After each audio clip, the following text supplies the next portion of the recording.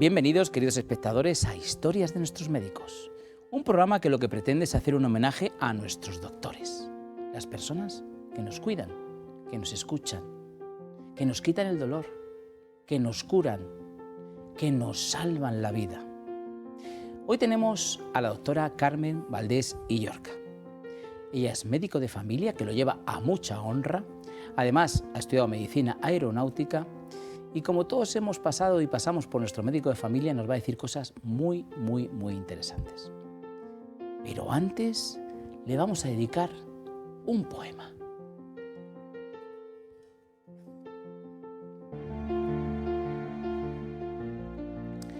El poema lo he titulado A una doctora de alma inmensa.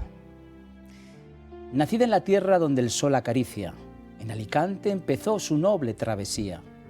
Hija de Carlos y María, amor en enseñanza, una enfermera sabia que a suturar le dio confianza.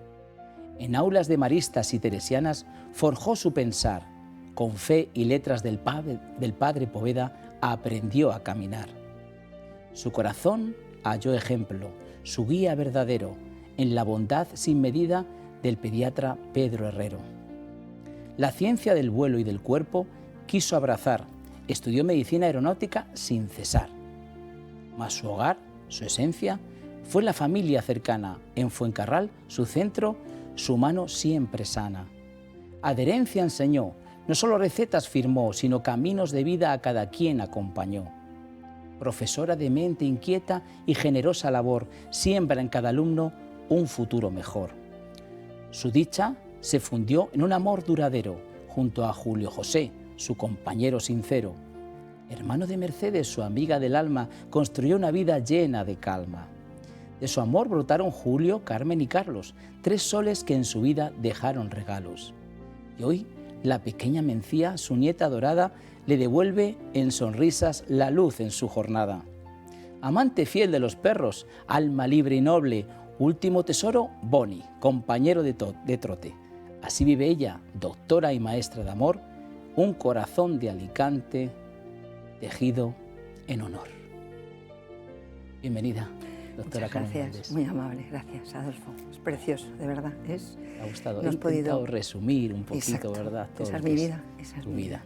Bueno, pues vamos, nuestra primera parte del programa, nuestra entrevista, Carmen, lo que queremos es conocerte un poquito desde tus inicios. Has nacido en Alicante, ¿verdad? Estudiaste en Maristas, en las Teresianas, el padre Poveda. Cuéntanos esa primera vida tuya. ¿Qué recuerdos primeros tienes? Yo sé que, bueno, tu padre Carlos era funcionario, pero tu madre María era enfermera, además sí, de estas de entonces. Cuéntanos esa primera fase de tu vida. ¿Qué recuerdos tienes para que nos pongamos un poquito en circunstancia? Bueno, pues la verdad es que crecí en una familia estupenda, maravillosa, y el amor que tenía efectivamente con mi madre, con toda mi familia, fue esa, ¿no? La vocación que siempre veía a mi madre como enfermera que trabajaba. Mi padre era funcionario del antiguo INP, Instituto Nacional de Previsión, ahora llamada Seguridad Social, pero bueno, la verdad es que fue una infancia perfecta, maravillosa, en una capital de provincia donde todos nos conocíamos con la explanada, con las fiestas de las hogueras, en un colegio como era Teresianas, que era fantástico. Era un colegio que estaba a la salida de Alicante, la carretera de Valencia, y era uno de los primeros colegios que había realmente arquitectónicamente como muy rompedor, ¿no? Porque era lo que llaman las terrazas, que eran unas estructuras donde teníamos la salida, eran terrazas, no había un patio como tal. Y de hecho guardo unos recuerdos maravillosos de mis compañeras a las cuales... Aquí te tenemos de chiquitita, ¿verdad? Sí, efectivamente. Ahí? Ahí tenía 4 años. Sí, 4 años. Qué linda. Sí. Y las compañeras, bueno, pues estupendas. Las compañeras de Teresianas fue... De hecho, tenemos todavía un WhatsApp que ha sido, sí, el día 26 fue la comida, o sea, el sábado pasado, fue la comida que no he podido ir por otras circunstancias este año, pero se sigue haciendo, pues vamos, nos vamos mandando todos los años y nos reunimos una vez al año a comer todas las provincias. La verdad que muy interesante el cariño, verse con todos, recordar las viejas cosas cuando y tal. De pequeñito un colegio te marca, luego es como volver, ¿verdad? Totalmente, es como traer totalmente. los recuerdos cuando te ves con esas compañeras y amigas, sí. Es como volver, ¿no? A ver qué tenemos aquí. Cuéntanos aquí. Bueno, ¿qué tenemos? nada, aquí tenemos tuyo? efectivamente a mi abuela, que enviudó muy joven, y luego al resto de la familia, ¿no? Mis padres y mi tía. Y ya está. Oye, háblame de tu madre, porque a mí, enfermera en aquella época era o no era la enfermera de ahora. O sea, cuéntanos lo que era una enfermera entonces. La enfermera, mi madre fue de las 5 únicas enfermeras que en ese momento estaban en Alicante. Estudió en las Javerianas, que eran las que formaban efectivamente a esto. Los otros eran funcionarios, mi tía también. Y estudió de las 5 primeras. De hecho, yo tengo fotos de mi madre de enfermera. Vestía como se vestían antes, con cofia y todo, efectivamente. Y mi madre tenía relación con sus compañeras de promoción. Las 5 primeras enfermeras que hubo en Alicante salieron del Padre Poveda. Pues sí, la verdad es que sí. Tengo que reconocer que luego se adaptó, lógicamente, a los tiempos distintos de la seguridad social y tal. Y me enseñaron muchos compañeros de mi madre en la antigua residencia 20 de noviembre, que es el Hospital Provincial. Y me enseñaron. Yo aprendí con los compañeros de mi madre. Aprendí con los compañeros de mi madre. Bueno, aquí tenemos... Sí, esta es una foto muy entrañable con unas niñas que en un cumpleaños y bueno, pues ahí estábamos también y yo, que me parezco muchísimo a mi nieta, o mi nieta se parece mucho a mí para gran orgullo mío. La verdad que muy bien. Entonces, sí, otro cumpleaños, que mi abuela hacía unas tartas exquisitas, lo pasábamos maravilloso y yo creo que esto es en Castalla, esto es en casa de unos tíos, quiero recordar por la alacena que hay detrás. Castalla es un pueblecito, ¿no? Castalla es un pueblecito del interior de la provincia de Alicante, al cual me une muchísimo cariño. Seguimos teniendo una casa allí.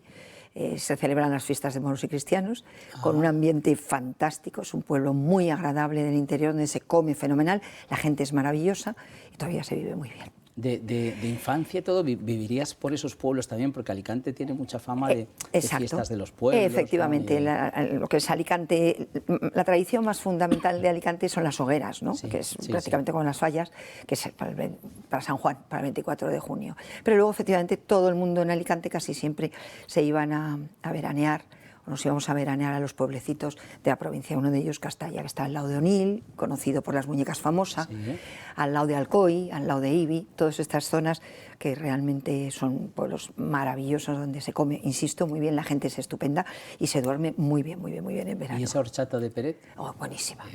Buenísima, o sea, qué recuerdos. Pues mira, hay una horchata, sin hacer publicidad, venga, buena, vamos a hacerla, no pasa nada. Una horchata que tiene Mercadona, que es la horchata fresca, que hombre, no es la de Peret, pero no está mal. Para los alicantinos, bastante buena. Bastante buena. Oye, quiero insistir un poquito más en tu madre, esa enfermera de entonces, que evidentemente, pues yo creo que sabían de hacer de todo. Es decir, casi sabían lo mismo que el médico. Vamos a... No, sí, por supuesto. Que algunos se nos enfade, pero...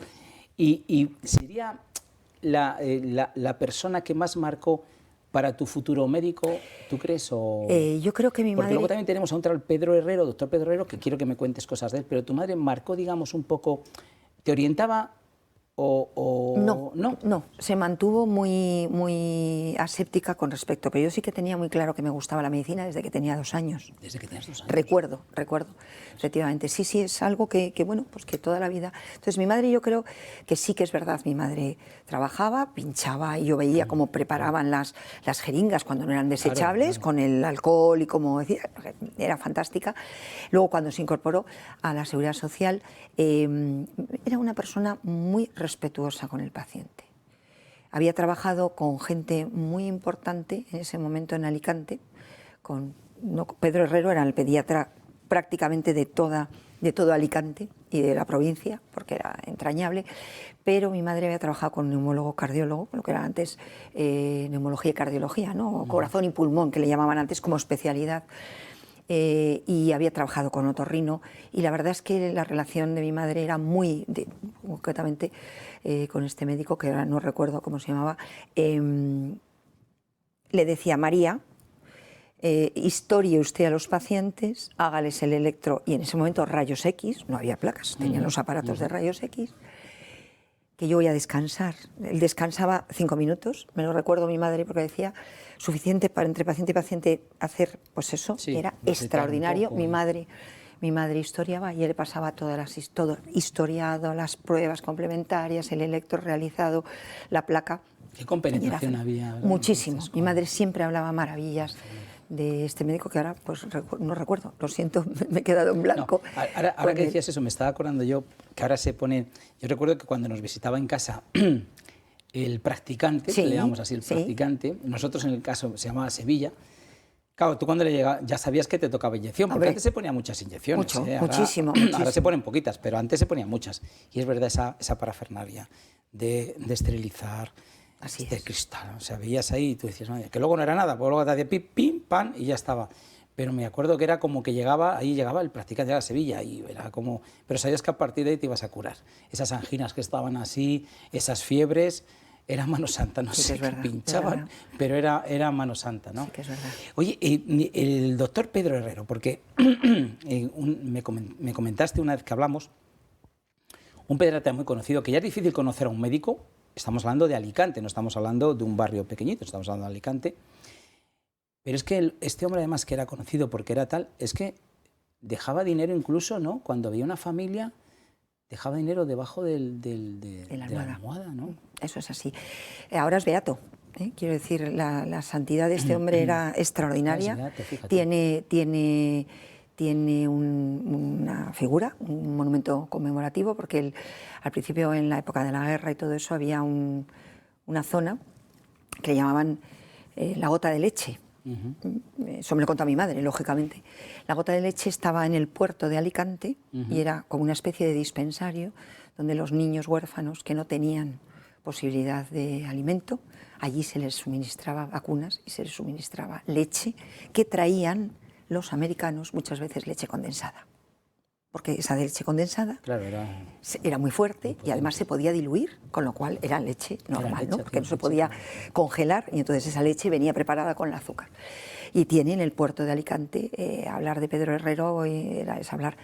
Fíjate si es importante, que voy a contar una anécdota que me parece extraordinaria. Ahora, en este momento actual, una compañera mía del centro de salud, en una de las parroquias de la zona de Monte Carmelo, bueno, pues hizo una novena a Pedro Herrero, sacó la plaza y está en mi centro de salud, en Madrid, porque había justo unas estampas del beato Pedro Herrero que era extraordinario. O sea, todo el mundo conoce en Alicante Pedro Herrero. Y era de las personas, efectivamente, con su mujer, iban a las casas, ella no tenían hijos, curiosamente, un pediatra sin hijos, pero se dedicaron en cuerpo y alma a atender a niños pudientes y no pudientes, e incluso efectivamente muchos, si preguntas y ves la relación de casos y de agradecimientos y de gente como ha sido Pedro Herrero con las familias, ha sido un ejemplo de vida. Qué bonito. Sí. Qué bonito. Ahí ya si eres médico y encima estás tocado por la mano de Dios, yo Sí. creo que ya puede ser. Era maravilloso, maravilloso, de verdad. Oye, a ti te tocó, Carmen, la primera etapa, perdón, de los números clausus, ¿no? Eso fue, al principio fue un bueno, drama. ahora es un poco duro, pero allí fue un descontrol. Fue un drama, ¿no? Sí, sí. Esa época en la Universidad de Alicante fue la primera vez que la Universidad de Alicante hacía números clausus en medicina.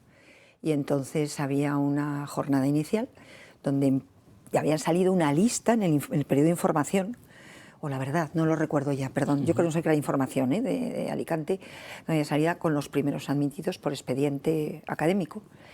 Bueno, éramos 100, yo la verdad es que tuve la posibilidad de poder entrar, pero fue un año convulso porque fue la realidad de empezar como una ilusión la carrera, porque sales del colegio y lógicamente te apetecía muchísimo empezar lo que considerabas que iba a ser tu futuro profesional, que era, y apareció efectivamente unas manifestaciones, hubo temas políticos, hubo mucha presión mediática y social.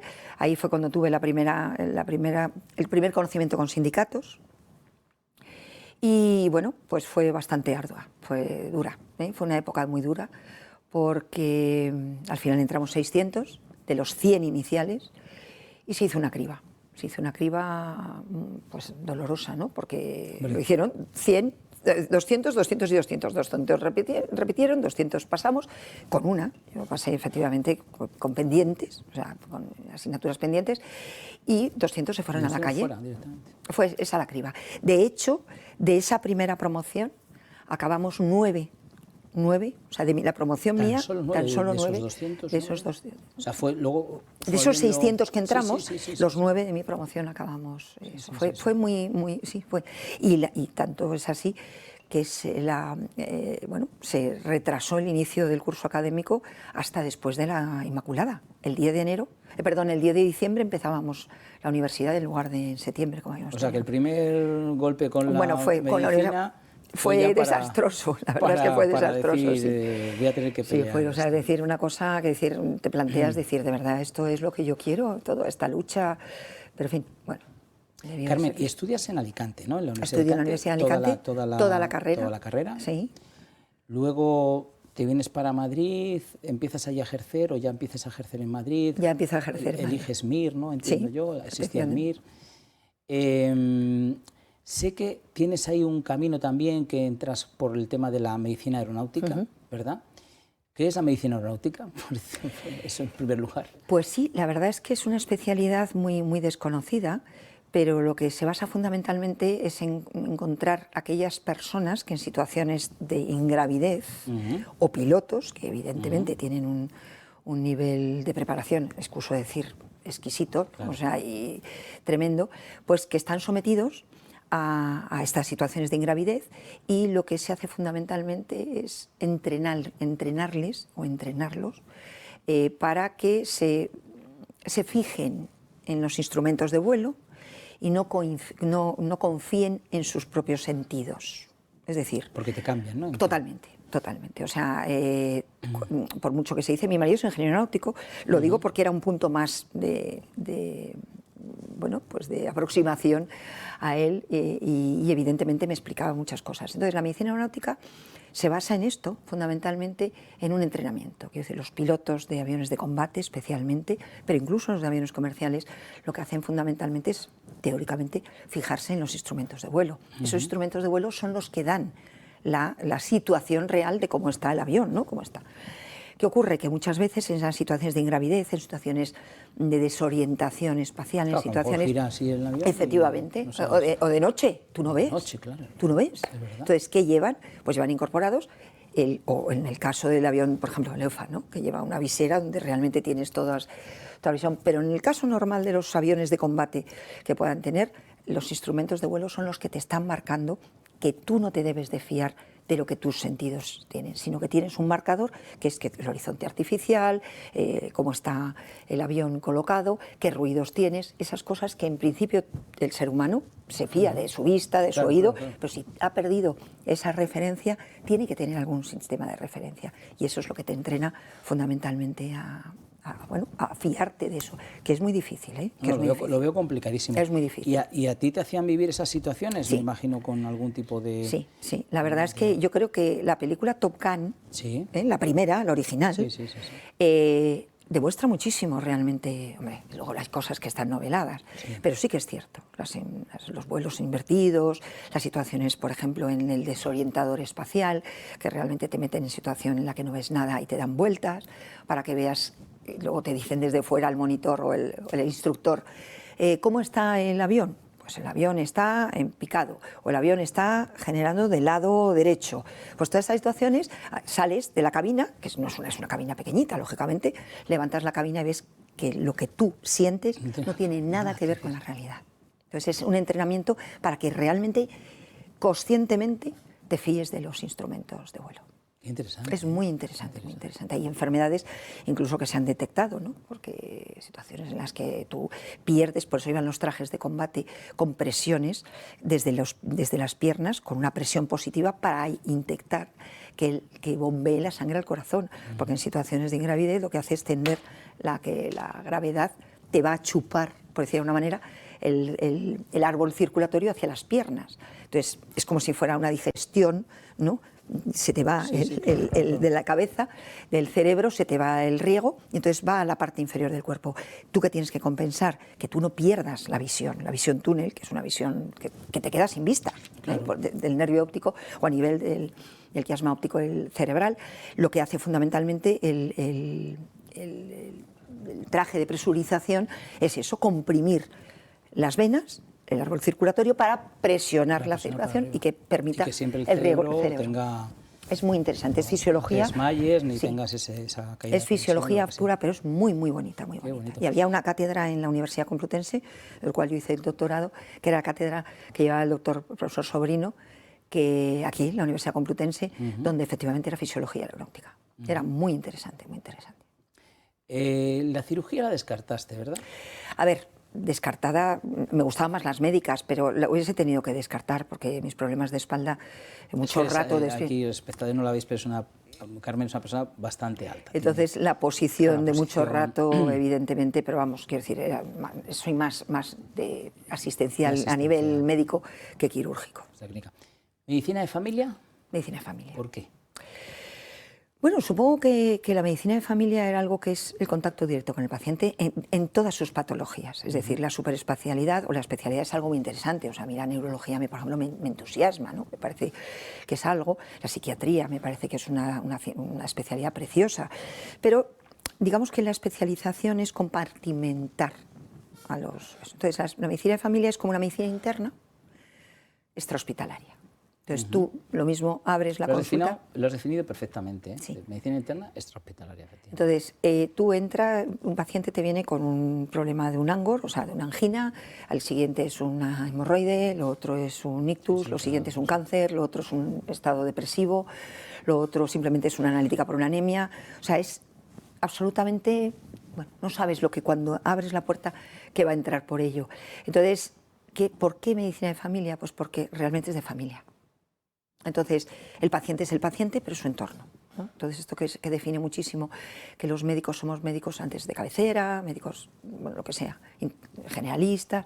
Medicina de familia me parece que es una determinación o un nombre, una denominación buena, porque a veces los problemas de los pacientes son también los problemas de las familias, o los problemas de las familias son los problemas de los pacientes. Entonces, no puedes separar a un individuo de su contexto, ¿no? Sí. Entonces, me parece que aporta mucho, gran valor la familia, y yo soy una defensora de familia. Luego lo vamos a ver, porque vamos a hablar mucho de la medicina de familia, que seguro que todos los espectadores les hemos puesto ya en la boca casi ese caramelo, ¿no?, para hablar de ella. Pero antes de irnos a publicidad, vamos a hacer una mención de algo que creo que es muy interesante para nuestros espectadores, porque todos saben que si la hernia discal, la escoliosis, la osteoporosis, las fracturas vertebrales son las dolencias que con más frecuencia afectan a la columna vertebral, impidiendo la movilidad y causando dolor a los pacientes. En estos casos es importante buscar atención médica adecuada.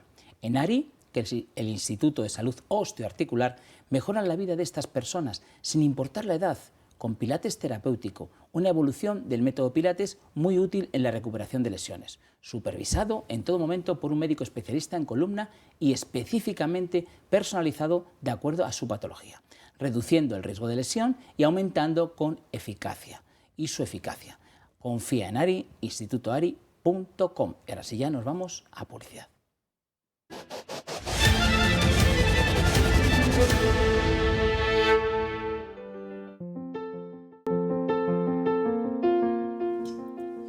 Bueno, pues vamos a seguir con la doctora Carmen Valdés, pero antes quiero recomendarles cómo hago este producto.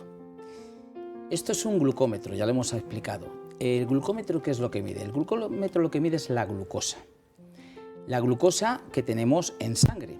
Sabemos que los niveles de glucosa es muy importante tenerlos adecuados. Unos niveles de glucosa adecuados no dan ningún problema, pero sin embargo, si los tenemos no adecuados, es decir, por encima de 200, que tenemos subidas y bajadas, picos, evidentemente empiezan a dañar nuestro organismo. Empiezan a dañar, sobre todo, en primer lugar, aquellas arterias y venas más chiquititas, es decir, aquellas donde al calcificarse generan un problema de circulación. Estamos hablando del cerebro, estamos hablando del corazón, del riñón, de la vista. Bueno, ¿por qué queremos que este glucómetro lo utilicéis. Normalmente una persona que es diabética, que ya sabe que es diabética, estamos hablando de los diabéticos tipo 2, los tipo 1 ellos tienen sus propios parches que están muy bien controlados, los diabéticos tipo 2, prediabéticos, es una persona que lo que es que es resistente a la insulina, es decir, no es que tenga un problema como el diabético tipo 1, que no tiene insulina y tiene que estar inyectándose, sino que se ha hecho resistente, a veces por la edad, por las circunstancias, y tenemos que saber qué glucosa tenemos para dar un tratamiento adecuado. Fijaos que hace poco una espectadora nos comentaba lo siguiente. Dice, mira, yo me levanto por la mañana y me pincho normalmente como se pinchaba con el glucómetro normal, es decir, que te pinchas, te duele normalmente, tienes que sacar sangre, las yemas de los dedos se empiezan a acorchar, ¿no? Lo hacemos poco porque lo pasamos mal. Me levanto por la mañana y tengo una glucosa adecuada, 120. Dice, pero luego cuando me hacen la glicada, que es la que te hacen una analítica después de un tiempo, me da alta. O sea, es como si tuviera 200. Claro, ¿qué le ocurría? Que por la mañana se levanta bien, pero durante el día está mucho tiempo en unos niveles que no son adecuados. No lo sabes, pues vas a estar pinchando continuamente. Sin embargo, con este glucómetro, que tú te lo pones, simplemente es ponértelo, dar a un botón, hemos puesto una aplicación en el móvil y vamos a saber en cada momento qué glucosa tenemos. Es muy fácil, en segundos, pero ahí va a quedar registrado, el médico lo va a poder ver, un familiar lo va a poder ver, él mismo lo va a poder ver, para que sepamos dónde tenemos esos picos de azúcar que nos está subiendo y tomar una decisión con respecto a eso. Por eso fíjate que incluso con ustedes espectadores aprendemos mucho de cómo este glucómetro, que además de evitar ese pinchazo que es realmente doloroso, porque estamos en la zona más sensible de nuestro cuerpo, que son los dedos, ¿no? Y evitar el sacar sangre o hacerlo poco, o bueno, que no lo puedes hacer en cualquier sitio. Yo voy a comer, voy a un restaurante, voy a comer y no me cuesta nada ponerlo un momentito y con mi móvil que siempre lo llevo a hacerlo. Así que de veras creo que es un inventazo. Ya saben que este invento se hizo en el Hospital Virgen del Rocío de Sevilla, 6.000 personas que hicieron las analíticas, que luego miraron que estuviera bien, son ingenieros de la Universidad de Biomédicos de Sevilla también, el doctor Antonio Pupo, entonces está todo calibrado, es el único que hay en el mercado. No miren nada porque en internet todo lo que hay no es verdad, no es cierto, no mide la glucosa, no tiene ese 98% de eficacia, así que les lo recomiendo de corazón que lo tengan, porque una diabetes bien controlada no da problemas. El problema está si no la controlamos, que además cuando ha dañado un órgano ya es muy difícil recuperarlo. Así que el glucómetro de Protege tu Vida tiene ahí un teléfono, llamen porque le informaremos de todo y sobre todo digamos adiós al dolor en pincharnos y tengamos la glucosa, igual que tenemos la tensión, el oxímetro, o sea el oxígeno en sangre medido, tengamos también a partir de ahora la glucosa medida. Así que les lo recomiendo, 900-730-101. Y así seguimos con la doctora Carmen Valdés, que no sé si tienes algo que comentar del glucómetro. Que me parece fantástico. Es un buen invento, ¿verdad? Sí. Entre otras cosas porque las tiras sí. en la Seguridad Social solo están dispensables para las personas que llevan insulina. Es decir, claro, que si no llevan insulina no damos tiras, claro, no se prescriben, no se financian, no se las financia, puede comprar, claro, con lo cual, lógicamente, para aquellas personas con diabetes tipo 2, claro, con antidiabéticos orales, que a veces pueden tener efectivamente un mal control, a mí me parece una excelente oportunidad. Cuando me lo comentó el doctor, que es como un pulsi, es exactamente igual que un pulsi. Entonces también generamos un poquito de educación sobre la diabetes. Hay un 50%, Carmen, de gente que es diabética y no lo sabe, que se dan cuenta a veces. Yo con el doctor Mariano Rollo, que además también es es médico militar, aunque es oftalmólogo, decía, hay veces que descubro a través de una retinopatía diabética que la persona es diabética. Y dice, pero usted se ha medido. No, yo nunca he tenido diabetes y resulta que lo tiene, ¿no? Yo creo que es una manera de que tengamos un utensilio más que es muy bueno, muy fácil de utilizar y que realmente nos va a prevenir de algo que puede ser sencillo, efectivamente, muy sencillo. Vale, vamos a seguir porque yo estoy muy interesado en que nos hables de la medicina de familia. Yo sé que tú eres una gran defensora, pero no es que la defiendas porque defiendes tu profesión o defiendes tu especialidad, sino porque yo sinceramente, para mí el médico de familia, en mí no tanto, ¿no? Pero sí que en mi madre, por ejemplo, sí que lo vivo, ¿no? Sobre todo el médico de familia de ahora. El médico de familia de ahora es muy proactivo. A mi madre la llama. ¿Qué tal estás? Enseguida le manda a hacer, es una persona de 92 años, enseguida le manda a hacerse una analítica. Que le lleven allí, verla, te llama, te habla. O sea, estáis dentro, o sea, veis todo el entorno familiar, os acercáis es decir, yo creo que sois, claro, cuando vosotros ya deriváis, ¿no? Es porque dices, espera, ahora ya este compañero, ya hay que entrar a lo mejor en una operación, pero realmente, digamos que sois ese médico que nos estáis, como yo decía en el principio del programa, que nos mimáis, que nos escucháis, que nos lleváis, ¿no? Cuéntame un poquito de esto, porque yo lo veo así, yo creo que la gente lo tiene que ver así, ¿no? Las estadísticas, que soy poco de estadísticas, pero sí que es cierto que el 80% de los problemas se pueden resolver en atención primaria. Fíjate. El 80% de los motivos de consulta se quedarían en atención primaria. Yo creo que el médico de familia efectivamente es proactivo y además está muy bien formado, ¿de acuerdo? Porque tenemos un sistema nacional de salud, bueno, con muchos defectos, pero lógicamente con muy buenos profesionales, ¿de acuerdo? Yo creo que esos profesionales sí tienen mucho interés en atender a sus pacientes. Luego que las distintas administraciones, no entro en estas valoraciones, pero realmente yo hablo de mis compañeros y de la formación que tenemos. Entonces, el interés existe por el paciente y es un paciente que efectivamente si hay alguna situación en la que nosotros tenemos que saber cuál es nuestro sitio, ¿no? Hay un punto en el que el especialista, efectivamente, que es lo que yo decía antes de compartimentar, bueno, pues el psiquiatra en su sitio, el oftalmólogo, pues ve otras cosas que el médico de familia no llega, porque para eso es el especialista hospitalario, ¿de acuerdo? Nosotros no olvidemos que somos especialistas extrahospitalarios, ¿de acuerdo? Pero que es cierto que permite una visión global del paciente en su conjunto, ¿no? Entonces, alguna situación que veas que no queda clara, que no... Hay que indagar, ¿no? O sea, tú... No digo escarbar, pero sí preguntar, ¿no? Interrogar. Por eso te da la visión familiar del entorno, que puede ser que sea un entorno defectuoso y que al paciente le esté minando, o otro paciente que realmente, por otras circunstancias, tenga un problema con un hijo, con una, no sé, con una deuda, con lo que sea, ¿eh? Esto puede hacer enfermar a las personas. Entonces, la visión del médico de familia es esa, ver el conjunto de lo que realmente afecta a tu paciente. Incluso la situación económica, ¿no? Todo. Tienes una casa y ves la situación, ves que es la abuelita, a lo mejor tiene allí 3 nietos, sus hijos que viven con ella, no es lo mismo que aquella señora que está cuidándole a otra señora y que tiene económicamente... Claro, y tú a partir de ahí te adaptas a esa circunstancia, ¿no? Absolutamente. Es así, ¿no? Tenemos mucha relación también de tema social. Claro. Que a veces no nos gustaría, pero no nos gustaría no por nada, sino porque es un tema diferente al médico, es un tema social. Pero tenemos la obligación de contactar con servicios sociales, con estas situaciones que estás poniendo de manifiesto tú, ¿vale? Quiero decir que esta persona que está cuidada, esta persona que está abandonada, esta persona que no es capaz de cuidarse a sí misma, porque, bueno, pues por circunstancias, porque no ve, por ejemplo, en pandemia. Nos hemos planteado en pandemia que las farmacias ayudaron mucho, por cierto, ¿eh? O sea, quiero decir, aquí yo creo que todo el mundo estuvo muy unido, acercando la farmacia incluso a los pacientes que no bajaban a la calle, que no salían, porque eran personas mayores. ¿En pandemia, Carmen, visitaste? Sí, mucho. Mira, aquí tenemos una foto tuya en pandemia. Sí, justo. Esto es real, ¿eh? Da como bueno, cosa verlo. Sí, da cosa y teníamos un sí, era fortísimo porque la verdad es que teníamos una auxiliar de enfermería extraordinaria. O sea, una oda a Elena, que ya se ha jubilado. Era un cancerbero. O sea, quiero decir, las gafas que llevábamos estaban puestas en un pasillo, metidas en un... Claro, todo eso es muy importante, porque era salvar vuestra vida. Efectivamente, o sea, yo asistí a una de los domicilios que estuve, que fue una comunidad de religiosas, donde asistí en el mismo día a 5 pacientes, de las cuales derivé, una de ellas murió. Fue terrible.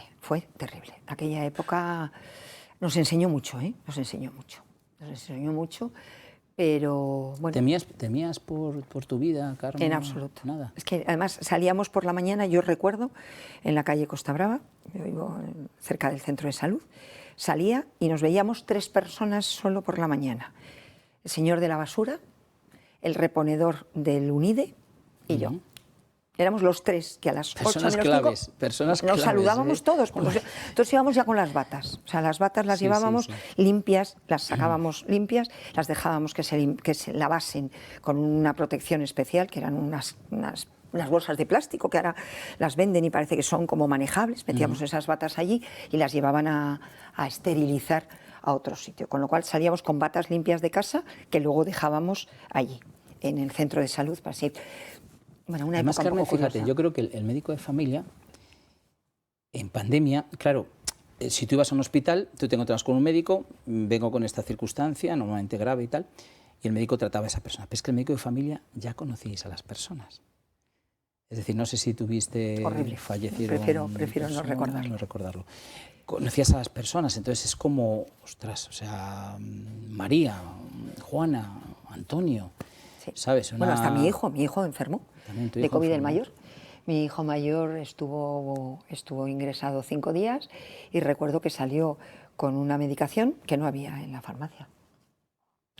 Y una farmacia maravillosa, Madalena Menchen, de unas pastillas que tenía para artritis reumatoide. No sé, estoy hablando del principio de marzo, ¿eh? Sí, O sea, sí, estamos sí, hablando sí. de los inicios donde luego se conocía la cascada inflamatoria que había, que luego se descubrió con los tratamientos y los problemas que daba proinflamatorios con los tromboembolismos y tal. Pues me dio las 3 pastillas que le quedaban para terminar el tratamiento de un sobrino suyo que tenía una artritis reumatoide. Hay cosas que no se pueden olvidar, ¿de acuerdo? Entonces era una ayuda, no sé, de verdad fue una época muy dura, pero muy gratificante. Sí, era como sentimientos encontrados, Muy bien, ¿verdad? efectivamente. Yo creo que... ¿Esos aplausos cómo los mal. sentías tú? ¿Los sentías mal? Sí. Sí, sí. Yo no creo que los aplausos fueran para nada... Era un tema político, más que aplausos. Sí, ¿tú crees? Yo no lo vi como... Porque luego acabó aquello y se acabó. Quiero decir, No, los es verdad, aplausos... eso es verdad. Lo que pasa es que ¿qué ha cambiado? yo creo que la ciudadanía sí que lo hacíamos Vamos en general a ver. de corazón, ¿no? Bien, algunos sí y otros no. O sea, yo en eso me mantengo mucho y como yo, muchísimos Sí, ¿no? compañeros. Lo notasteis Muchísimos compañeros así. fallecieron en esto y en ningún momento, y prueba de ello es que el trato es el mismo. Quiero Ya. decir, seguimos dando el mismo trato a los pacientes y no hay aplausos. Quiero decir que el trato es... Bueno, en ese momento había que significarlo de alguna manera. Nosotros con un programa como este intentamos Que sí, daros ese sí, ya lo sé, aplauso, ya lo sé. daros Nos ese sentimos aplauso. recompensados por muchísimas cosas, desde Daros luego ese que sí. aplauso. Pero bueno. Oye, Carmen, a ver si lo que digo es correcto. El médico de familia o el médico de cabecera, que se le llamaba antes, ¿no? Ahora ya es médico de familia. Yo creo que es más adecuado médico de familia cabecera, pero bueno, al final lo entendemos igual. Antes era más tratar temas más agudos, ¿no? Una colitis, una fiebre, un gripazo, cosas así. Y ahora tratáis más los temas crónicos, ¿no? Porque al final ya conoces el paciente, es tu paciente, tiene X enfermedad, no sé, desde a lo mejor es hipertenso o es diabético, como hemos hablado, y le llevas durante el proceso, ¿no? Y vas conociendo cómo son sus cambios, ¿no? Es así como Es se totalmente. podría haber definido un poco el paso de esta evolución, ¿no? Del médico de familia. Exactamente, lo has descrito perfectamente. Antes los procesos eran agudos, es decir, tratabas lo que venía a consulta. Ahora lo que estás viendo el paciente es en un todo, ¿no? Integral. Y ese integral lleva que eso es un paciente obeso, que eso es un paciente dislipémico, que es un paciente que tiene problemas de alcohol, que es un problema de artrosis. Sí, o sea, sí. todo eso en conjunto hace que tú acompañes al paciente en su proceso de enfermar o su proceso crónico. Entonces, realmente la medicina de familia lo que tiene en su origen es una medicina preventiva. ¿De acuerdo? Tú tienes que poner a disposición, en conocimiento y a disposición de tu población, todos aquellos, digamos, malos hábitos, aquellos factores que son nocivos para la salud. Y eso implica desde el principio, es decir, desde el colegio, los pediatras, luego cuando tienen 14 años pasan ya al médico de familia y a partir de ese momento seguirles en aquellos hábitos que realmente no son deseables porque antes o después van a desencadenar pues, una enfermedad o un proceso que va a necesitar o requerir asistencia. ¿Qué ocurre?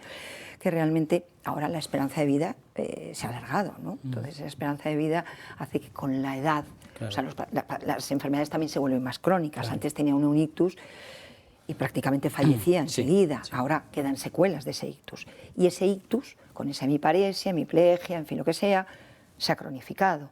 Luego queda una dependencia. Entonces nosotros asistimos a todo ese proceso de enfermar. Mientras que el especialista hospitalario lo que hace es ver el ictus, el neurólogo, qué capacidad tiene, el endocrino, La obesidad, la diabetes si está mal descontrolada, en el caso en que efectivamente, porque la diabetes la controlamos los médicos de familia, pero en esa diabetes que tú has dicho perfectamente de tipo 1, bueno, pues eso ya es otra cosa. Y no sé si tienes razón, un médico hace un poquito me decía, nosotros más que curar, nos curamos, lo que nosotros hacemos es intentar evitar todo aquello que le esté dañando a esa persona, ¿no? Si es obeso, pues eso, oye, una dieta o un tratamiento, si tiene diabetes tal, si es hipertenso, dices, o sea, lo que intentamos es que realmente no somos como curar como en tal, sino lo que buscamos es eso, o sea, y yo creo que el médico de familia es clave, porque es el que conoce, el que le ve más de cerca, el que sabe qué está ocurriendo, por qué, oye, has tenido un fallecimiento la mujer de su marido, y dices, pues en qué proceso está, evidentemente, o sea, es normal que a lo mejor le sube la tensión, ¿no? Es esa parte, ¿no? Intentáis ahí hacerse todo. Y otra cosita, que me gusta mucho esta palabra, y yo creo que nos la expliques bien, la adherencia. La adherencia. Bueno, la verdad es que hay un observatorio que es nacional, pero que radica aquí en Madrid, que es el Observatorio de la Adherencia al Tratamiento. Ahí está formado por varios profesionales, entre los cuales yo tengo el honor de pertenecer como vocal de atención primaria, y lo que habla fundamentalmente es de explicar y hacer comprender a los pacientes e incluso a los médicos lo que es la adherencia. La adherencia no es ni más ni menos que tomar aquellas recomendaciones y los medicamentos en la manera que se tienen que tomar. Hay una adherencia farmacológica, que es decir, tú das un fármaco y tienes que explicar, porque no todos los fármacos se tienen que tomar igual. Un hipertenso puede necesitar un antihipertensivo por la mañana o necesitarlo por la noche, según le suban las cifras de tensión por la mañana o por la noche. O puede ser que tú lo que recomiendes es que haga estilos de vida, cambios en su estilo de vida. Es decir, usted tiene una vida sedentaria, con esa vida sedentaria tiene dolores de espalda y además empieza a tener problemas de movilidad en las articulaciones, por ejemplo, la artrosis de rodilla, en fin, cualquier cosa, y usted tiene que moverse. Y además en su dieta debe de incorporar más verdura, más fruta. Eso es la adherencia, explicar y recomendar cómo se tiene que seguir las recomendaciones que se tienen que hacer, farmacológicas o no. Importante, que tenemos que saber explicarlo. Claro. Y hay que tener tiempo, porque tú puedes detectar que un paciente, por una analítica, al cual le has mandado una medicación, pongamos, por ejemplo, para el colesterol, no tiene esos datos que tú esperas obtener en una analítica pues después de 3 o 4 meses. Tú ves que esa medicación sí se ha sacado de la farmacia, porque lo puedes ver, porque están conectadas a la farmacia, pero eso no te asegura que el fármaco se lo estén tomando. Entonces, lo primero es que no seamos punitivos.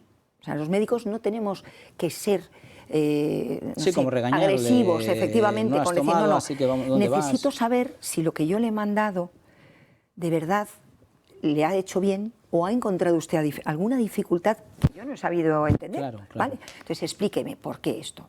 Esa gente mandamos... ¿Mentimos mucho muchísimo, los pacientes? Muchísimo, lo reconozco, pero muchísimo. O sea, es así, pero lo dice Aristóteles, desde el siglo que ya estaba, decía que los pacientes, tenemos que asumir que los pacientes mentimos. ¿Entiendes? Nos da vergüenza decir, pues no lo he hecho. Efectivamente, no entonces por eso la actitud punitiva nunca debe ser, sino una actitud absolutamente comprensible.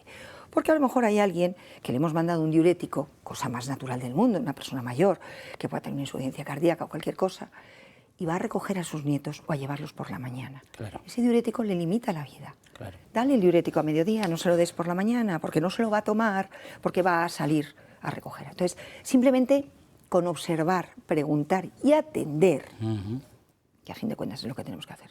Más tiempo para escuchar mejor.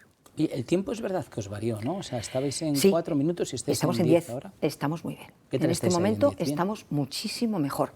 A ver, incluso los pacientes entienden perfectamente que hay pacientes que a lo mejor necesitan, de esos 10, que es una visita presencial, necesitan 4, pues vengo simplemente a recordarle, a decirle que tal. Y hay otros que a lo mejor necesitan 15. Claro. Pero en general... O sea, en la media, más o menos... Muy bien.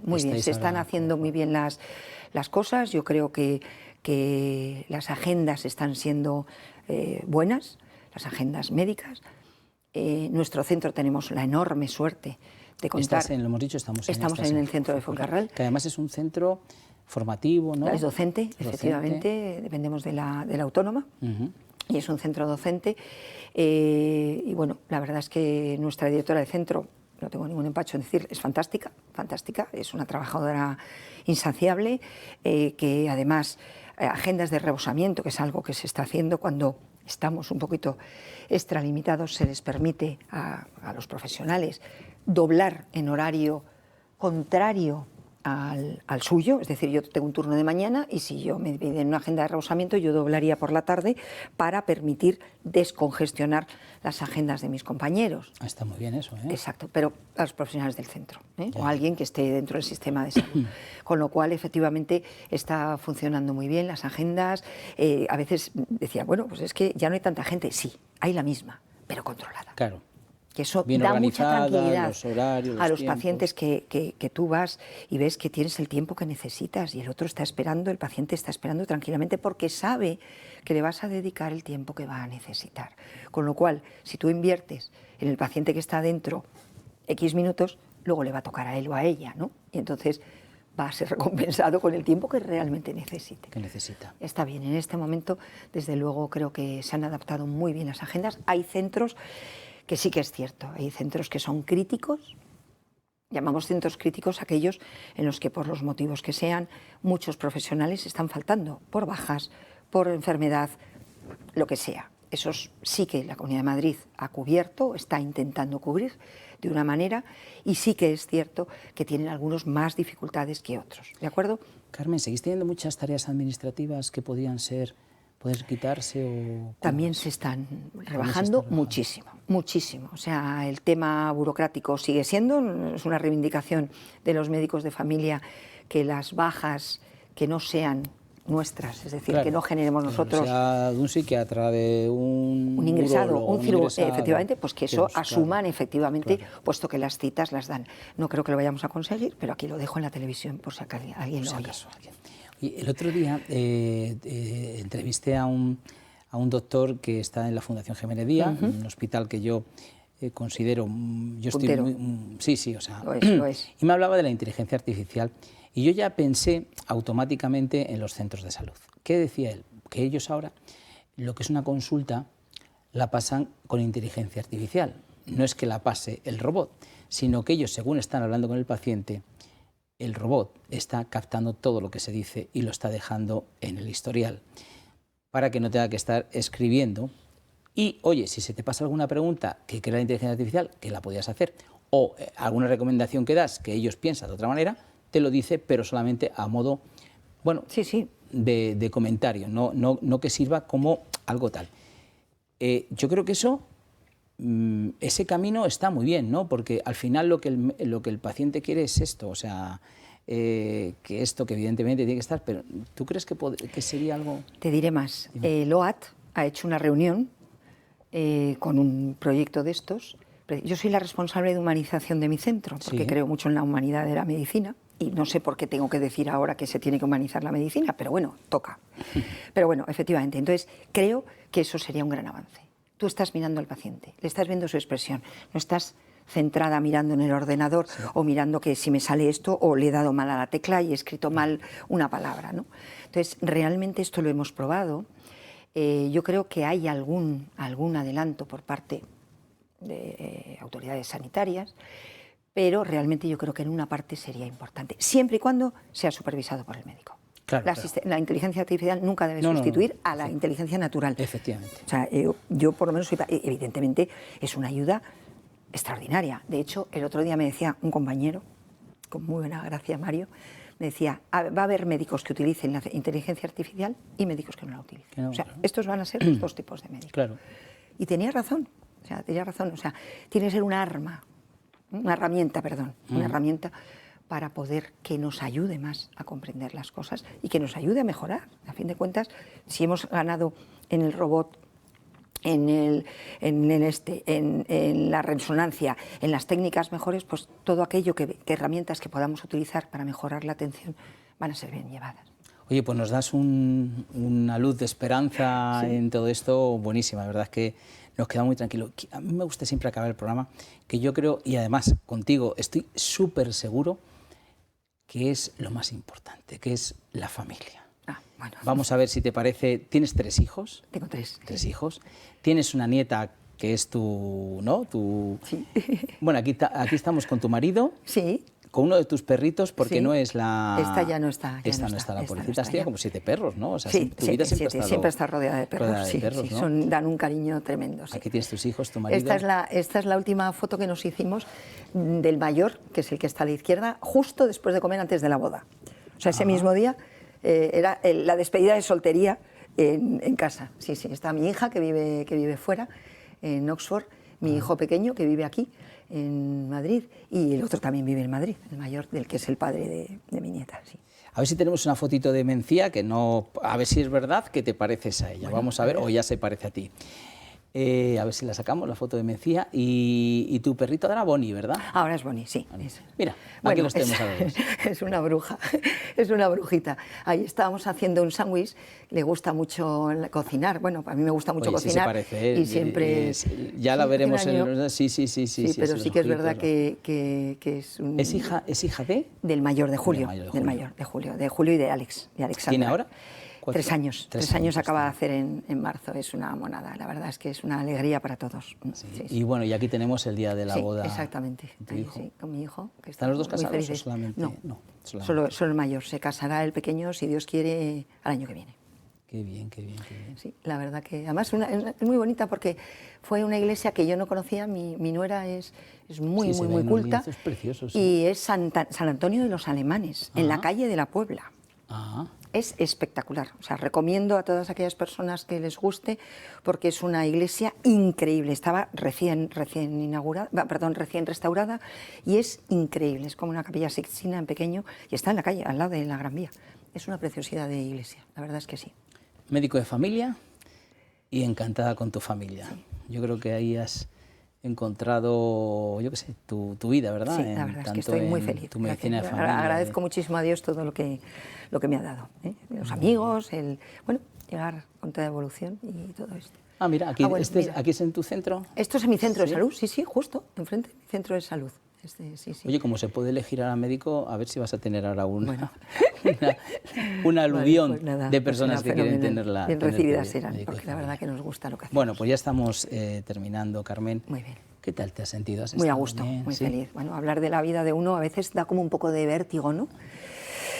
Porque piensas que vas a sacar todo lo que... Pero bueno, pues es enlazar tu infancia, lo que has creado, lo que tu familia te ha dado, tu vocación o tu profesión, y luego enlazar con lo que puedes transmitir a tu familia y evidentemente en tu profesión puedes manifestar. Pues a nosotros nos has transmitido mucho, Carmen, te lo digo de corazón. Yo ya te conocía y te aprecio mucho, pero nos has transmitido mucho. Los espectadores están seguro, igualmente piensan lo mismo que yo seguro. Y nada, pues ya despediros, ya sabéis que tenéis el libro Historia de nuestros médicos, donde 10 doctores... Carmen está aquí. El otro día en la presentación que hicimos en el Colegio de Médicos dio unas palabras preciosas, así que ya lo tienen a su disposición, sabe que con cualquier producto se lo regalamos para que lo disfruten. Y nada, muchísimas gracias por estar allí. Un programa más y nada, pues aquí les damos un beso y un abrazo muy fuerte desde Historia de nuestros médicos. Muchas gracias.